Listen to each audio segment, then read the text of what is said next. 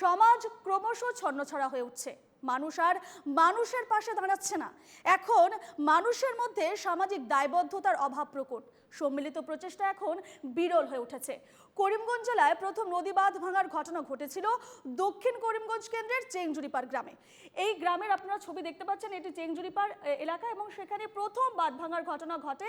যে ছবি আপনারা দেখতে পাচ্ছেন, দুটি দৃশ্য বন্দী হয়েছে ক্যামেরায়। একটা বাঁধ ভাঙার আগের ছবি এবং একটা বাঁধ ভাঙার পরের ছবি। যে ছবি আপনারা দেখতে পাচ্ছেন চেংজুরিপাড়ের ছবি, বাঁধ ভাঙার পর যে ছবি আপনারা দেখতে পাচ্ছেন বাঁধ ভাঙার পর। এভাবেই বাঁধ ভাঙার ফলে কিন্তু জলস্রোত, একেবারে জল ঢুকে পড়ে গ্রামে এবং বিস্তীর্ণ এলাকা জলে প্লাবিত হয়েছে। বাঁধ ভাঙার আগের এবং আরেকটি দৃশ্য বাঁধ ভাঙার পরে। বাঁধ ভাঙতে অনেকটা সময় লেগেছিল, ফলে প্রাথমিক পর্যায়ে একটু চেষ্টা করলেই বড় বিপদ এড়ানো যেত। অথচ সেই সময় সকলে ব্যস্ত ছিলেন মোবাইলে ভিডিও তুলতে। এই ছবি আপনারা দেখতে পাচ্ছেন, এক ব্যক্তি এখানে দাঁড়িয়ে রয়েছে, মোবাইলে ভিডিও তুলছে। অথচ বাঁধ ভাঙার আগে যদি কোনো ধরনের বিশেষ পদক্ষেপ না হতো তাহলে কিন্তু এই বড় বিপদ থেকে রক্ষা পেত এই গ্রামবাসী। এই যে জলের তলায় তলিয়ে গেছে সেই বিপদ থেকে কিন্তু গ্রামের মানুষরা রক্ষা পেত। অর্থাৎ মোবাইল ফোনে ব্যস্ত থাকায় কিন্তু এই ধরনের বড় বিপদ ঘটে গেল সে এলাকায়। চেংজুরি পাড়ে এই ধরনের বড় বিপদ ঘটে গেল। এ নিয়ে আমরা আরো বিস্তারিত কথা বলবো। আমাদের সঙ্গে রয়েছেন আমাদের প্রতিনিধি সরাসরি মিষ্টু দত্ত। আমরা মিষ্টুর কাছে চলে যাব। মিষ্টু, যে ছবি আমরা দেখলাম বাঁধ ভাঙার আগের এবং বাঁধ ভাঙার পরের, অর্থাৎ মানুষ কোথায় নিজেকে রক্ষা করবে সেই জায়গায় বাঁধ ভাঙার আগের ছবি তুলতে ব্যস্ত, বাঁধ ভাঙার পরের ছবি তুলতে ব্যস্ত। কিন্তু এই ক্ষেত্রে যে কোনো বিশেষ ব্যবস্থা নিতে হবে সেই কাজে কিন্তু এগিয়ে এলো না। এই পরিস্থিতিতে এখন যে তারপরে যে পরিস্থিতির সৃষ্টি হয় আমরা দেখেছি, একেবারে প্লাবিত হয়েছে গোটা গ্রাম। এরপর সেখানকার বাসিন্দারা কি বলছে এবং সেখানকার বর্তমান ছবিটা কি?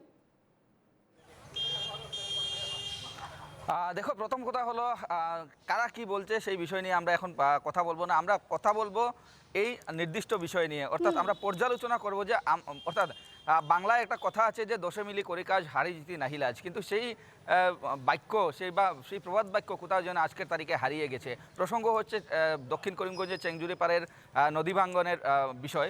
যে বিষয়টা হচ্ছে, প্রথম যদি আমরা বলি তবে সেই বাঁধ ভাঙার অন্যতম একটা কারণ হচ্ছে বিভাগীয় উদাসীনতা। কিন্তু সামাজিক যে মূল্যবোধ, অর্থাৎ যে সম্মিলিত প্রচেষ্টা, সেই প্রচেষ্টার যেন কোথাও আমরা খামতি বর্তমানে দেখতে পাচ্ছি। অর্থাৎ আমরা পরবর্তী প্রজন্মকে কি শেখাবো? শুধুই কি আমরা কোনো একটা ঘটনা ঘটার পর সেটার ভিডিও আমরা সামাজিক মাধ্যমে পোস্ট করব, সেটা লাইভ করব, এটাই কি আমাদের দায়িত্ব? আমরা যদি বাঁধ ভাঙার আগের দৃশ্য আমরা যদি এই মুহূর্তে দেখাই বা আমরা যদি টিভিতে যদি দর্শকরা দেখতে পাচ্ছেন, তবে নিশ্চয়ই দেখলে বোঝা যায় যে সেই বাঁধ যদি সম্মিলিত প্রচেষ্টা করা যেত তবে কিন্তু সেই বাঁধ ভাঙন থেকে আটকানো যেত।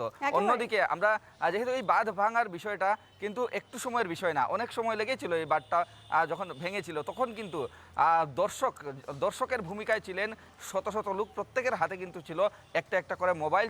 সবাই কিন্তু সেই বাঁধ ভাঙার অপেক্ষা করছিলেন। সবাই কিন্তু সেই বাঁধ ভাঙার দৃশ্য মোবাইলে বন্দি করে সামাজিক মাধ্যমে পোস্ট করার চিন্তায় ব্যস্ত ছিলেন। এখন যদি আমি বলি, তবে যারা হাতে হাতে মোবাইল নিয়ে সেই সময় ভিডিও ধারণ করতে ব্যস্ত ছিলেন, তারা যদি একটু প্রচেষ্টা করতেন যে আমরা সবাই মিলে 100 জন বা 50 জন আমরা এখানে দাঁড়িয়ে আছি, আমরা যদি সবাই মিলে এই বাঁধ ভাঙাটা আটকানোর একটা প্রচেষ্টা করি, তবে কিন্তু এই চিত্রটা পাল্টে যেত। আর এই ঘটনার পরেই কিন্তু কয়েকটা গ্রাম বর্তমানে বন্যায় প্লাবিত হয়ে গেল এই বন্যা থেকে, এবং তারা ঘরছাড়া হতো না।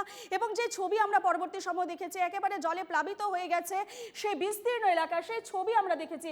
আপাতত তোমাকে ধন্যবাদ জানাচ্ছি মিষ্টু। পরে আবারও তোমার সঙ্গে যোগাযোগ করবো, এই বিষয়ে জানবো, সেখানকার পরিস্থিতি নিয়ে জানবো।